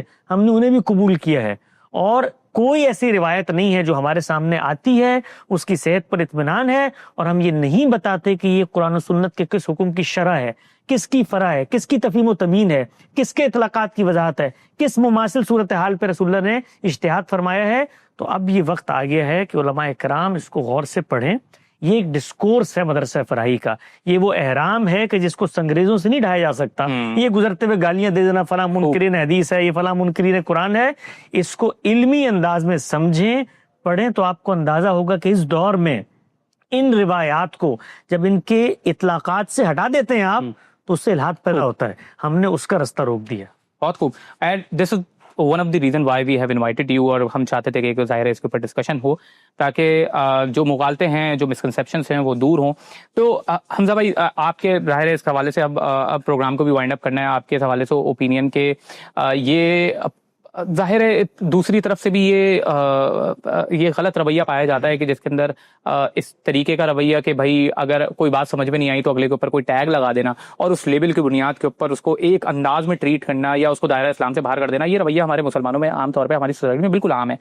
تو ایک تو اس کے اوپر آپ ایک کمنٹ کیجیے گا، اور آخر میں کیونکہ آپ ایک بالکل ایک الگ شعبے سے تعلق رکھنے والے اس طرف آئے، اس طرف آنے کے بعد آپ نے بہت سارے فرقے موجود تھے، اس میں آپ نے غامدی صاحب کو ہی کیوں سلیکٹ کیا، اس کے اوپر بھی کمنٹ کیجیے گا تو پھر ہم لیکن پہلی بات پہ تو میں یہی کہوں گا کہ یہ جو رویہ ہے کہ بجائے کہ آپ علمی طور پہ انگیج کریں، جو ریزننگ دی جا رہی ہے اس ریزننگ کے اوپر تنقید کریں، اس کی بجائے الزامات لگتے ہیں، اس کی بجائے جو ہے وہ ذاتی نوعیت کی جو ہے حملے ہوتے ہیں، یہ بدقسمتی سے آپ کو میں ایک بات بتاؤں، یہ ریسنٹ بیہیویئر ہے، وہی جو 200 سال سے ہماری ایک محکومی کی تاریخ رہی ہے۔ آپ کہتے ہیں ریفارم، میں کہتا ہوں ریفارم نہ کریں، اسی بیہیویئر پہ واپس چلے جائیں جو ہمارے پہلے اہل علم کا تھا، جو امام بخاری کا تھا، جو امام مسلم کا تھا، جو ان لوگوں کا تھا، اسی رویے پہ واپس چلے جائیں۔ کبھی آپ ان کی آپس میں کانورسیشنز دیکھیں، شدید محنت زیادہ کرنی پڑے گی، یہ بھی ایک مسئلہ ہے۔ ہاں جی، لیکن اب تو آن لائن اویلیبل ہیں، اردو میں بھی ہیں، انگریزی میں بھی ہیں۔ آپ دیکھیں کہ استاد اور شاگرد کیسے شدید تنقید کر رہے ہیں ایک دوسرے کی علم کے اوپر، وہ رویہ ہمیں چاہیے۔ اس کے اندر کہنا کہ جی آپ فلانے سے فنڈڈ ہیں، آپ فلانے کے ایجنڈے پہ کام کر رہے ہیں، آپ مغرب کو خوش کر رہے ہیں، یہ الزامات سے میں آپ کو عرض کروں دنیا میں تو نقصان ہوتا ہی ہے، بیکاز دنیا کے اندر پھر گروتھ رک جاتی ہے علم کی، لیکن آخرت کے اندر وہ لوگ جو اس طرح کے الزامات لگاتے ہیں ان کو جو آخرت میں یقین بھی کرتے، یہ اتنا بڑا وبال جان بن جائے گا کہ قیامت کے دن ہمارا دل کرے گا کسی دیوار کے اندر سر مار دیں جا کے، جب اس چیز کا گناہ ہمیں پتہ لگے گا کتنا بڑا ہے۔ تو ایٹ لاسٹ کہ آپ ہماری گمراہی کا انتخاب کیوں کیا تھا؟ دیکھیں وہ اسی بنیاد پہ کیا تھا کہ یہاں پہ جو ریزننگ دی جا رہی ہے that was making complete sense. اور میں عرض کروں آج آپ نے جو ٹاپک چوز کیا ہے، یعنی سورسز آف ریلیجن کیا ہے، یعنی دین تو چلے میں مان گیا کہ آپ صلی اللہ علیہ وسلم اللہ کے آخری نبی ہیں، آخری رسول ہیں، انہوں نے ہمیں دین دیا، اب دین کس میڈیم کے تھرو دیا؟ میں آپ سے عرض کروں یہ اتنی بنیادی بحث ہے، یہ میرا پہلا نقطہ تھا جس پہ میں اگریمنٹ ہونا شروع ہوا میرا کہ اچھا قرآن یہ ہے، سنت یہ ہے، حدیث یہ ہے، حدیث کے اندر وہی علم ہے جو قرآن کے اندر دیا گیا، اسی کی امپلیکیشن ہے، حدیث کے اندر کوئی نیا حکم نہیں دیا گیا۔ Oh my God, this is making sense. Sources کی بحث میں مسلمانوں کے آگے ہاتھ جوڑتا ہوں جنہوں نے آج تک یہ نہیں کوشچن پوچھا کہ میں مسلمان کیوں ہوں، سورسز کو اگر آپ سمجھ گئے, باقی دین خود ڈومینوز کی طرح اپنی اپنی جگہ بیٹھنا شروع ہو جائے گا. ایک عام انسان بھی خود دیکھنا شروع ہو جائے گا, اچھا یہ اللہ نے حکم دیا تھا, کیوں دیا تھا, میں سمجھ گیا ہوں یہاں سے سورسز کی وجہ سے. یہ اتنی امپورٹنٹ بحث ہے. تو میرا یہ ایسا نہیں کہ مجھے جوابات مین سٹریم علماء سے نہیں ملے, کہ بڑے بڑے عالم ہیں, مودودی صاحب ہیں, اس سے پہلے بڑی تاریخ ہے علماء کی اسلام کے اندر, لیکن غامدی صاحب کسی روایتی عالم کا نام لینا, مودودی صاحب ان کے نزدیک ویسے ہی ہیں جیسے ہم لوگ ہیں, کوئی اور نہیں, ان کو کنونشنل کنسیڈر کیا جاتا ہے, لیکن یہ حقیقت ہے کہ زیادہ تر مجھے فاؤنڈیشنل چیزیں غامدی صاحب سے سمجھ آئیں بیکاز وہ ریزننگ دیتے ہیں, وہ ریزننگ دیتے ہیں. اور یقین جانیں اللہ تعالیٰ کا دین, یہ بات بالکل غلط ہے. میں پھر ہاتھ جوڑ کے کہتا ہوں کہ اللہ تعالیٰ نے ہم سے تقاضا کیا ہے کہ دین کو میرے بغیر سوچے سمجھے مانو. یہ غلط بات ہے, بغیر سوچے سمجھے نہیں ماننا, سوچ سمجھ کے ماننا ہے. میں آپ کو یقین دلاتا ہوں, لوگ ڈرنا بند کر دیں, سوالات دل میں جو پیدا ہوتے ہیں ان کو پوچھیں. میں آپ کو اپنی زندگی سے حلفاً بتا رہا ہوں, آپ دیانتداری سے سوال پوچھیں گے, ہارشسٹ ترین سوالات پوچھیں گے, اگر آپ دیانتدار ہیں, ریزننگ اللہ تعالیٰ نے ایسی دی ہے اپنے دین کے اندر کہ وہ irrefutable ہے. آپ عام آدمی کے طور پہ بھی اس کو سمجھ سکتے ہیں, آپ ایک اسکالر کے طور پہ بھی سمجھ سکتے ہیں. میں اپنی مثال دیتا ہوں, یہ بحثیں ہم نے کی ہیں. ایک ایسے ذہن کو جس نے سوال کبھی پوچھے نہیں, بڑی ٹیکنیکل بحثیں لگ رہی ہوں گی, بڑا لگ رہا ہوگا یار یہ تو بڑی عجیب عجیب باتیں ہو رہی ہیں یہاں پہ. میں آپ کو یقین دلاتا ہوں, میرے جیسا آدمی جس کا کوئی بیک گراؤنڈ نہیں ہے, ریلیجن میں نہیں ہے, عربی میں نہیں ہے, ہسٹری میں نہیں ہے, صرف تھوڑی سی میں نے سیریس ایفرٹ کی, تھوڑے ہی عرصے میں مجھے یہ چیزیں بالکل متعین طریقے سے سمجھ آنا شروع ہو گئی. یہ اتنی آسان چیزیں ہیں. سورسز کے اوپر ہر مسلمان سورسز آف ریلیجن پہ تھوڑا سا ٹائم لگا لے, میں آپ کو یقین دلاتا ہوں باقی چیزیں خود بخود اس کو سمجھ آنا شروع ہو جائیں. ماشاء اللہ, بہت شکر گزار ہوں حمزہ بھائی آپ کا بھی, اور جناب الیاس حسن الیاس صاحب آپ کا بھی, کہ آپ نے اپنا قیمتی وقت ہمارے پروگرام کے لیے نکالا, اور ہماری آڈینس کے لیے بھی ظاہر ہے یہ بات واضح کی کہ آپ کے کانسیپٹس کیا آتے ہیں. اس قسم کے پروگرام آپ کو پتہ ہے جو فکری پروگرام ہیں جس کے اندر ہم گہری گفتگو کرتے ہیں مختلف موضوعات کے اوپر, اس کا مقصد یہ ہوتا ہے تاکہ ایک ڈسکورس کریٹ کیا جا سکے, ڈائلاگ کی فضا بنائی جا سکے اس معاشرے میں, کہ جس معاشرے میں ڈائلاگ اور ڈسکورس اور بات چیت نہیں ہوتی, بیٹھ کے بات چیت کریں. اور اسی لیے اس قسم کے پروگرامز ہم کر رہے ہیں. اس میں سے وہ صرف یہ نہیں ہے کہ کسی خاص کسی ادارے کو پروموٹ کرنا ہے, کسی خاص فرقے کو پروموٹ کرنا ہے, بلکہ اس کے اندر ہمارا موقف, ہمارا مدعا, ہمارا مقصد یہ ہے کہ ڈائلاگ اور ڈسکشن کو پروموٹ کیا جائے اور ساتھ بیٹھ کے بات کی جائے, اور مختلف اوپینینز کو جانچنے کی, سننے کی عادت اپنائی جائے, تاکہ ایسا نہ ہو کہ ہم جس طریقے سے لیبل والا ہمارا ایٹیٹیوڈ ہو گیا کہ کسی کے حوالے سے ہم نے ایک بات سنی, اس کے اوپر ایک لیبل لگایا اور اس کو دائرہ اسلام سے باہر کر دیا. اس رویے سے ہمیں باہر آنا پڑے گا, اس متشدد رویے سے ہمیں باہر آنا پڑے گا. ناظرین, پھر کسی نئے موضوع کے ساتھ, فکری موضوع کے ساتھ, کسی اور لوگوں کے ساتھ, کسی اور ادارے سے تعلق رکھنے والے لوگوں کے ساتھ انشاءاللہ حاضر ہوں گے. تب تک کے لیے اپنے میزبان ولی شیخ کو دیجیے اجازت.